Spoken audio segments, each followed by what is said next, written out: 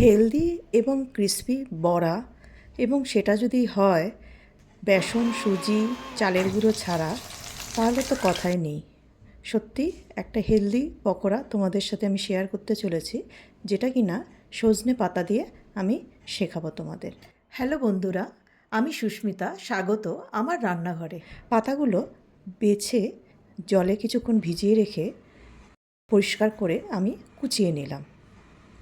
আর ছোলা বা ছোটো চানা, সেটাকে ভিজিয়ে রাখবো যতক্ষণ সফট না হচ্ছে। 3 থেকে 4 ঘন্টা ভেজালেও হয়ে যাবে, বা 1 ঘন্টা গরম জলে ভেজালেও সেটা হয়ে যাবে। তারপর ভেজানো ছোলাগুলো আমি খুব সামান্য জল দিয়ে মিক্সিতে পিষে নিতে হবে। যতটা শুকনো পেষা যায় সেদিকটা ধ্যান রাখতে হবে। দেখতেই পাচ্ছ, আমি স্পুন দিয়ে নাড়াচাড়া করে আস্তে আস্তে করে মিক্সিতে আমি এটা পিষে নিলাম। ফাইন পেস্ট হবে না। ভিডিওটা স্কিপ না করে সম্পূর্ণ দেখবার অনুরোধ রইল তোমাদের, সঙ্গে থাকো।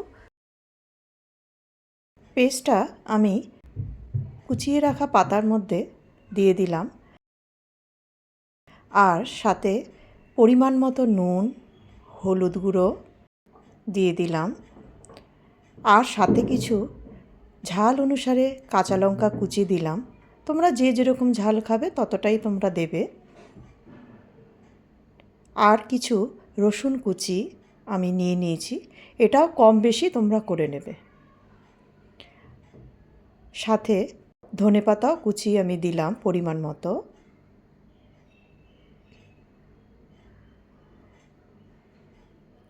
তারপর 1 স্পুন গোটা জিরে দিলাম, আর 1 স্পুন জোয়ান দিলাম। জোয়ানটা একটু হাতে তালুতে একটু ঘষে দেবে। তারপর আস্তে আস্তে করে সমস্ত কিছু মিশিয়ে নিচ্ছি। যেসব বন্ধুরা প্রথমবার আমার ভিডিও দেখছো, তাদের কাছে অনুরোধ যে তোমরা অবশ্যই চ্যানেলটা সাবস্ক্রাইব করে আমার সাথে লাইফ টাইম বন্ধু হয়ে যাও। তাতে আমি উৎসাহ পাবো নতুন নতুন ভিডিও তোমাদের সাথে শেয়ার করবার জন্য। এখানে সম্পূর্ণ আমি মেখে নিয়েছি, আর অন্যদিকে একটা প্যানের মধ্যে আমি রিফাইন অয়েল দিয়ে দিচ্ছি। তেলটা গরম হলে ফ্লেমটা লো করে আমি এই মাখা ব্যাটারটা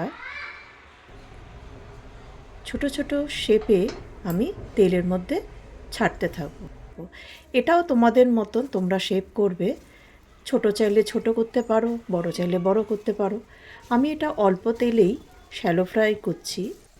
আস্তে আস্তে সুন্দরভাবে লো ফ্লেমে ভেজে নিতে হবে। এক পাশটা ভাজা হয়ে গেলে আমি বড়াগুলো সব উল্টে দিলাম। দুটো সাইড যাতে আস্তে আস্তে করে ভাজা হয় সেদিকে নজর রাখতে হবে। আমি এখানে ডিপ ফ্রাই করছি না বলে খুব আস্তে আস্তে একটু সময় নিয়ে ভাজছি, যাতে ভেতরটা কাঁচা না থেকে যায়। দেখতেই পাচ্ছ বড়াগুলো কত ক্রিস্পি হয়েছে এবং মুচমুচে হয়েছে। এরকম একটা বড়া যদি বিকেলে চায়ের সাথে পাওয়া যায় তাহলে তো কোনো কথাই নেই। এরকম তোমরা একবার রেসিপিটা বানাও এবং অবশ্যই আমাকে কমেন্টস করবে যে কেমন তোমরা খেলে।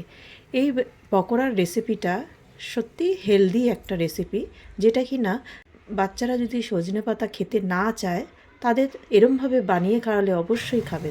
রেসিপিটা যদি সত্যি তোমাদের খুব ভালো লেগে থাকে, অবশ্যই তোমরা তোমাদের বন্ধুদের কাছে শেয়ার করে দিও। তো চলো আজকের মতো এ পর্যন্ত। আবার দেখা হবে নতুন আরেকটা রেসিপির সাথে। ততদিন তোমরা সুস্থ থেকো, ভালো থেকো এবং আমাকে ফলো করো।